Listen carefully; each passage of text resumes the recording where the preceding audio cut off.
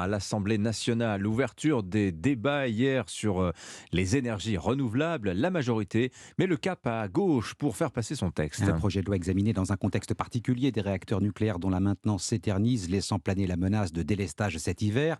En attendant, l'exécutif mise sur le solaire et l'éolien pour diversifier et soutenir la production. Objectif, multiplier par 10 l'énergie produite par les panneaux photovoltaïques et déployer 50 parcs éoliens en mer.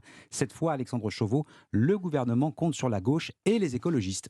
Oui, car 149.3, l'exécutif cherche le plus de compromis possible. Agnès Pannier-Runacher, ministre de la Transition énergétique. Je suis confiante sur le fait que de gauche à droite dans cet hémicycle, parmi les nombreuses bonnes volontés qui y siègent, nous saurons aussi nous accorder sur l'essentiel. Le gouvernement a notamment accepté, comme le souhaitaient les Verts, d'utiliser au maximum les zones déjà artificialisées pour installer des panneaux solaires, comme les toitures ou les parkings. À droite, les députés RN issus de territoires ruraux ne voteront pas le texte, tout comme une partie des Républicains qui exigent notamment l'éloignement des éoliennes en mer à plus de 40 km des côtes.